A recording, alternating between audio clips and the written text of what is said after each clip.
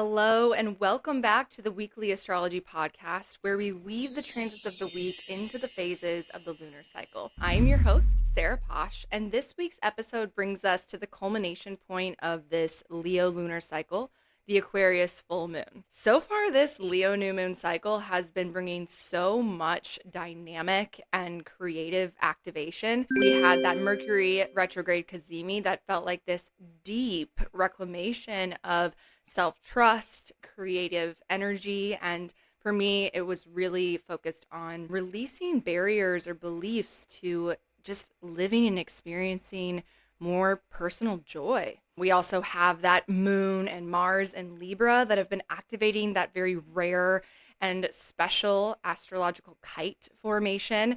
This feels like it's just activating this momentum for getting our ideas off of the ground of our mind and into form. It feels like there is an acceleration definitely taking place. It's highly creative. And then we also have the Venus entering into Cancer, which we went through those tough squares to Saturn and Neptune retrograde and Aries, which really felt like this clarification of our priorities. It felt like a real cleansing of the heart. And even though this was tough and heavy, it also felt deeply, expansive in the sense that the space in the heart feels clear. It feels like there's a deeper capacity for receiving fulfillment and more meaningful connections. So everything has felt like just this incredible mirror cleaning during this Leo season and this Leo lunar cycle. And it's kind of like it's waking us up as we clean this mirror and self reflection, our ability to really recognize ourselves, like really seeing ourselves when we look in the mirror without any fogs of comparison or fear or maybe even guilt. I feel like personally, this mirror cleaning has been empowering my authentic connection to feel joy. My creative energy has felt like there's been a release valve on the channel and it's just flowing in a much more enjoyable way. It's also been validating a bigger confidence and trust in myself, especially around those themes of authenticity and creative self-expression.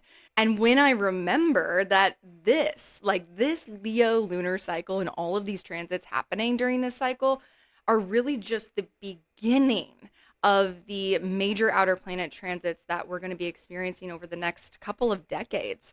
We've got those big Pluto and Aquarius changes that are starting, and this is just the starting point. And for me, I've been so grateful and honestly super excited. I'm like, this is the starting point. This is what we're starting with, Pluto. Oh my God, I got 20 years to work with this. It's just exciting to know that there's so much that could be possible for the future moving in this direction. I'm curious, what is your rising sign? Comment below. And do you relate to this mirror cleaning? Do you feel like you're sensing a new clarity about what's happening now as this exciting starting point for what could be possible in the future 10, 20 years? So yeah, definitely comment below and let me know that I'm not alone here in this crazy lunar cycle. Crazy awesome though, personally. I'm loving it. This week is bringing us to this bright and bold culmination point of our current cycle with that full moon in Aquarius. We've got Mars in Libra completing that astrological kite. And then all on the same day during this phase, we've got Mercury stationing direct in Leo, Saturn retrograde in Aries, sextiling Uranus in Gemini, and we've got Venus and Jupiter coming into a conjunction in Cancer. So there's a lot to dive into. Like I said, this is a bright and bold full moon phase ahead of us. If you are here and you are enjoying this podcast, you're enjoying these episodes, it helps so much. Make sure to like this video and subscribe to this channel. Share it with your friends. Everything helps so much. Before we dive into those transits and break everything down, just a reminder how to work with a full moon phase in the lunar cycle. The full moon is always the best time in the cycle to use the moon's bright reflection of the sun to objectively see what's working and what isn't. The full moon is when we celebrate and recommit our efforts, our energy investments into things that are bringing fruition of success. And the full moon is also when we can release and let go of anything that might be draining vitality or resources from the life of our new moon intentions. Okay, we are ready to dive into the transits on early Saturday morning in the midnight hour at 12:55 a.m. Pacific time. August 9th, we celebrate that Aquarius full moon at 17 degrees Aquarius. Something we can always do when working with full moons is looking back to see what was seated at the time of the Aquarius new moon. So the new moon that correlates to this full moon. And so in particular, we would be looking back to January 29th when we celebrated that Aquarius new moon. And then for this full moon, another key date that we want to look back to is actually when we had a superior Mercury cazimi. So when Mercury came into a conjunction with the sun while it was stationed direct, and that was happening around the same place as the degree of this full moon, which that Mercury cazimi in Aquarius took place on February 9th. Pretty close to that Aquarius new moon too. So you can kind of go back and look, maybe checking your planners, your journals, you can go through your photo albums or your Instagram archive. What was happening during that window of time between end of January to early February that was being seeded? And how does that correlate, kind of noticing a connection to what themes are really heightened right now at the time of the full moon? Asking ourselves, how is what's central to my current circumstances revealing a development of those storylines that began back January 29th through February 9th? And is there anything this full moon is illuminating that I could release? Or maybe a better way to direct my focus and energy in that intention to develop and grow those things, those intentions that were seeded back earlier in the year? And is there anything that I can celebrate, that I can recommit to growing even further? Recognizing at the full moon what's working and taking that moment to celebrate. Don't skip the moment. And something that's really, really important that I want to make sure to speak about with this Aquarius full moon on this episode is this choice implication that's happening right now. There's something so significant and important that could be kind of missed. This isn't just any ordinary full moon. It's not an eclipse per se, but it has implications. The choices that we make during the time of this Aquarius full moon, there's going to be astrology that plays out over the next decade that is going to reactivate the choices that are made now. One of the first astrological connections is that there's going to be an annual solar eclipse at this 17 degrees of Aquarius on February 6th, 2027. This exact place, that tells us it's a solar eclipse at the exact same degree, just a year and a half from now, is going to receive a future fated eclipse change. It's going to have an acceleration of energy and major beginnings that are secretly actually starting right now. And so with that, there's also this implication that if we deny making the choices that are really obvious in our current circumstances right now, if there's things that this full moon is saying, this is the priority, this is what needs to change or be addressed, it's like if we don't do it now, it's going to be forced change when those eclipses come. Those eclipses won't care if you want to or not. And so while you don't have to do anything that this full moon is showing, maybe you should, if you don't, those eclipses will make sure you do in 2027. I think that it's also really cool. I was getting this download, this image of this full moon being basically this key placeholder for all of the things that are going to follow, like this ripple effect of changes and future events in our lives. It's like the storyline or the plot line is actually having this key placeholder right now at the Aquarius full moon. And I was getting this image of this full moon being like a domino, like a cosmic astrological domino. If you've ever played dominoes, you hit one domino and then that domino falls and is this ripple domino train effect. And it's like this Aquarius full moon and whatever we're doing or not doing, we are setting something into motion that might seem small now, but it's going to be big come down the future trajectory and timeline. And so I really want to encourage you to take that into consideration. Like, do you want to just be a passive participant? Do you want to kind of let life push you or that domino into whatever direction happens to work out?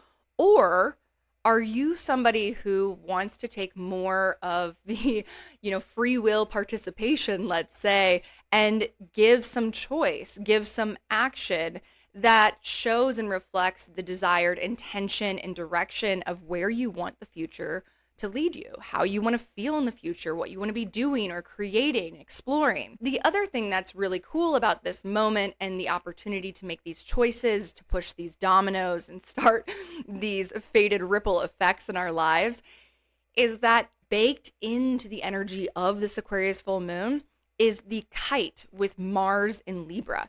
It's something we went into depth over the last couple of episodes. So if you want to know more about just the astrological breakdown of that Mars kite and those transits, definitely check those videos out on the channel.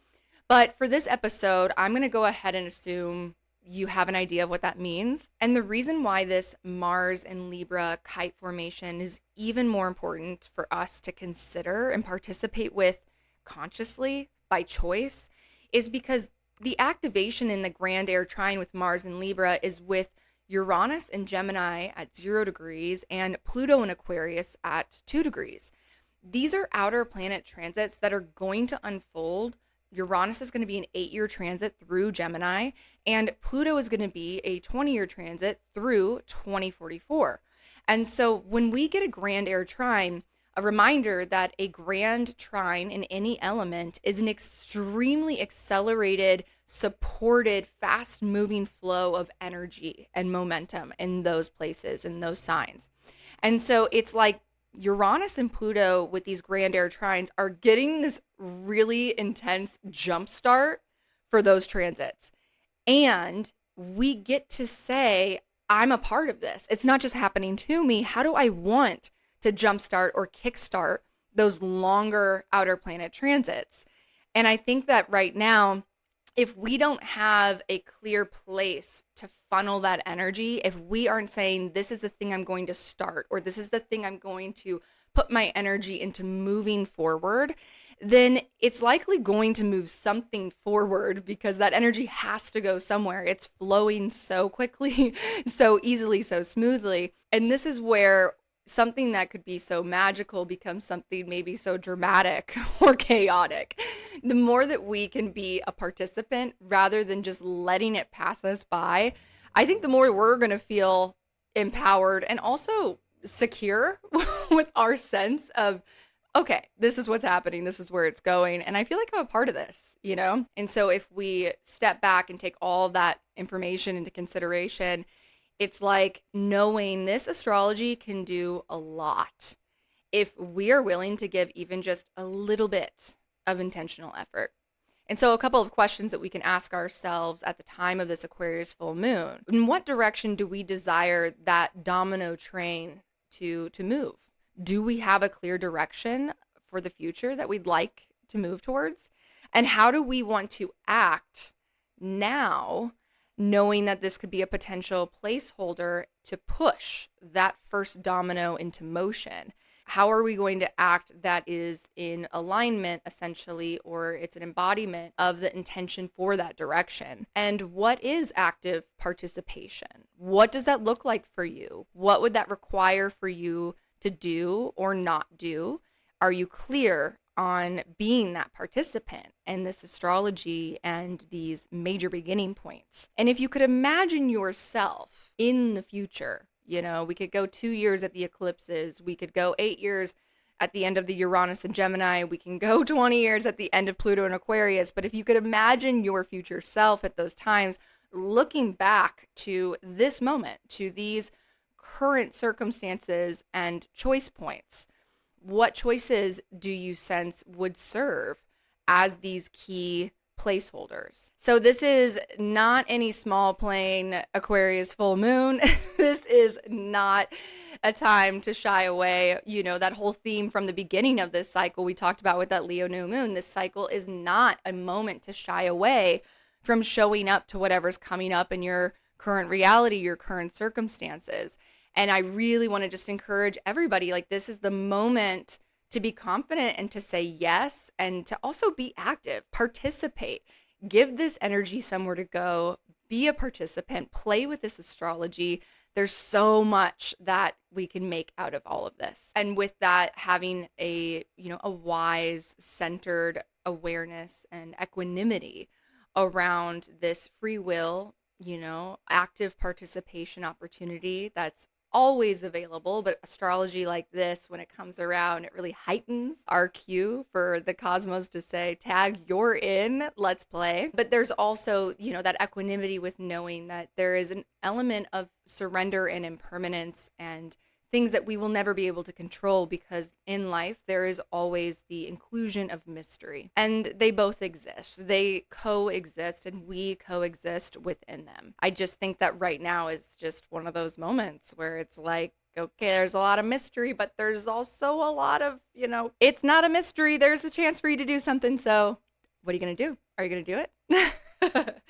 So comment below. Are you feeling this? Are you feeling this invitation to actively participate? Can you sense this domino effect that might be being put into motion around this time?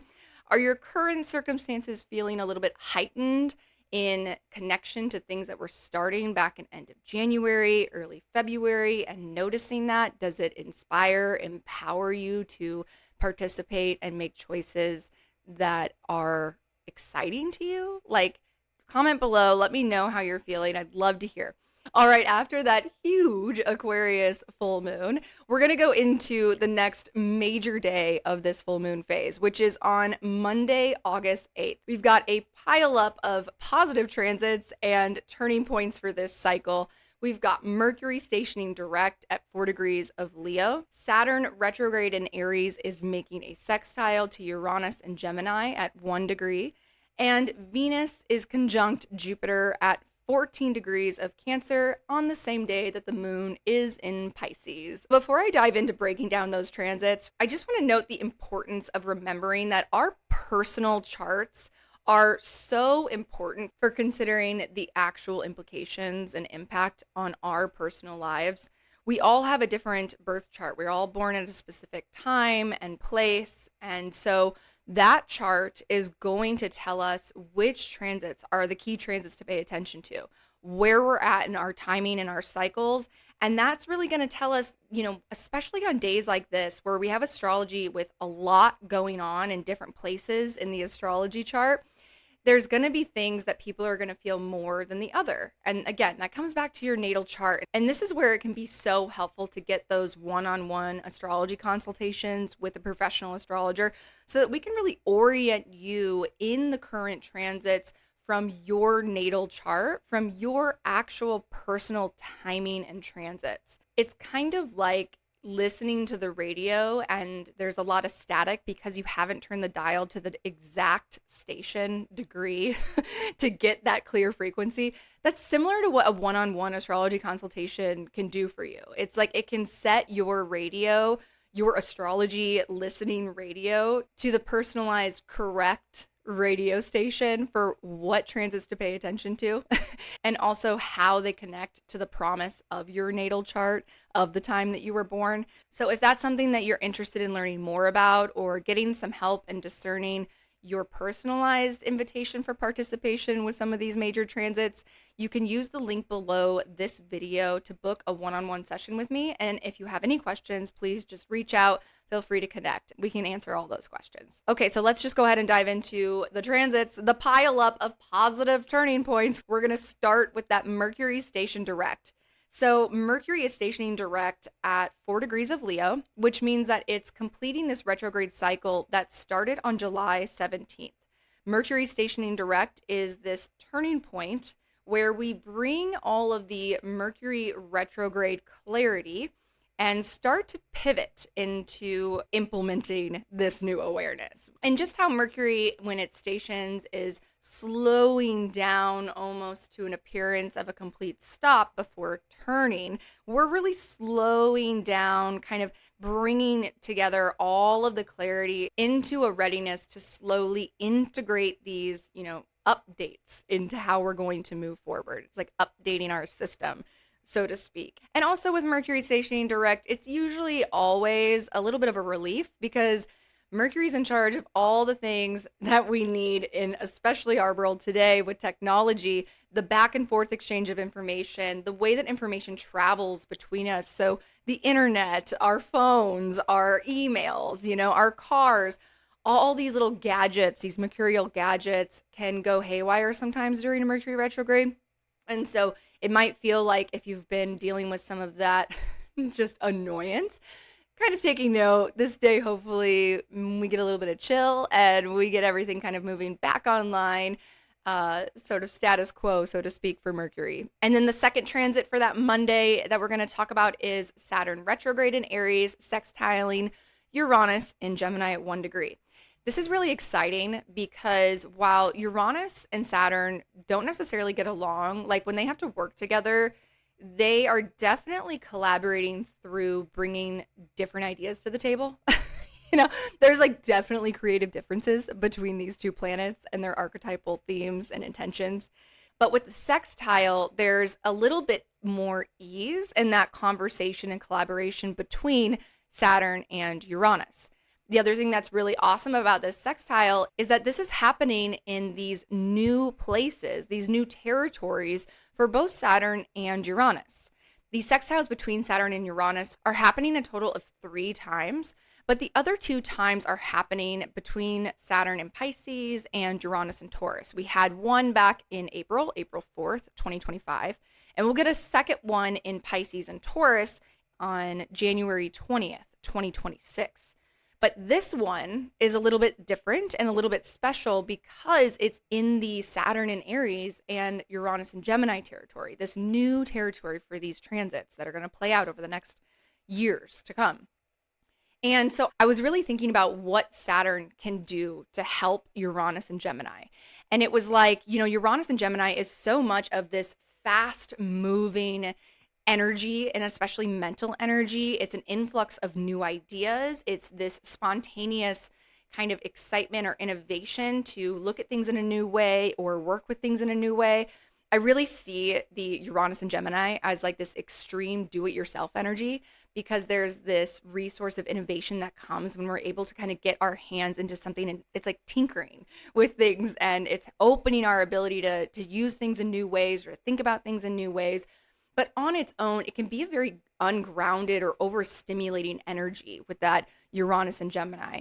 And so Saturn making this sextile feels like it could be this really supportive, constructive, kind of grounding energy for Uranus. I was imagining if Uranus and Gemini is the influx and the exchange, this acceleration of new exchanges, whether that's through ideas, whether that's through connections or even insights. Saturn is like, oh, okay, well, let me actually just build you some bridges so that it's a lot easier to get one idea to the other side. Let me build you some new roads that will ground the ability to run that energy through, to travel things through, whether that's a nervous system, but also through like networking and conversation and connections. So thinking about what are the bridges, what are the roadways of connection that are being offered to me and resourced to me right now that I can really say, yes, this is going to be helpful. I'm going to add this into the mix, into the Uranus and Gemini mix, and it's going to help me go farther, faster, longer. And then another way that Saturn might be helping Uranus is Saturn's ability to bring things into form, to make things real. So it might be that finally it feels like this electric lightning or energy has something to go into. It's like a harnessing of the energy that's helping. So this is a little bit of that pivot or that turning point that we're talking about with Uranus and Gemini, where Saturn is giving this container, this vessel, something that's going to help serve as a conduit to empower the energy of Uranus and Gemini in a supportive way. So just taking note of that and definitely saying yes to anything that you notice Saturn is trying to offer you as a resource, as a bridge or a roadway or a container and conduit for the Uranus and Gemini energy. And then finally on Monday, we have the all-star of the show, in my opinion. It is one of the sweetest, best transits of 2025. We get a big cosmic yes. We have Venus making a conjunction to Jupiter at 14 degrees of Cancer. And to remind you, that same day, the moon is in Pisces. So the moon is ruled by Jupiter, exalted in Cancer. And then the exaltation lord of Pisces is Venus. And Pisces is in a trine, flowing, supportive aspect to this benefic conjunction. Good on good on good on good. So I want to make sure to really be clear about how to work with the energy of this transit. How can we really get the most of the sweetness that Venus and Jupiter are here and offering? And so weaving together the themes of Venus, Jupiter, Cancer, the moon in Pisces, I came up with this sort of mad lib of magnetizing Venus, opportunity Jupiter, through amplifying compassion, gratitude, generosity, and our field of desired feeling. That's like all the water, all the moon, Jupiter, like that's all of it. Okay, so I'm going to just say that again without all of my ad libs. This transit is an invitation to magnetize opportunity through amplifying compassion, gratitude, generosity, and our field of desired feeling. So one way to power up this transit and the potential for good that could come from it is by expanding your desires beyond specific outcomes, getting out of any logical, reason-oriented focus of manifestation or goal orientation. This is happening in water signs. This is happening in a very lunar field. And feeling is actually the way to power up this transit. This is like the outlet that gives this transit access to turn on the brightest. And so one way to do this is to make a list of all of your desires, whether those are specific goals or outcomes or anything in your life, anything that you would put on like your vision board and your manifestation, whatever it is that you do or don't do. We would write down all of those things. We would keep them objective, logical, rational, real, right? But then what you do is you ask yourself, each one at a time, if this desire were to manifest into reality, what do I imagine are the feelings, 1 to 3 feelings that this manifestation would make me feel, would bring in me? And that's how you locate and identify your desired feeling of that outcome. That's actually the thing to look at. And then to ask yourself, okay, now that I've got these really clear feelings, there's a chance there's going to be a repeating theme and feeling that comes through.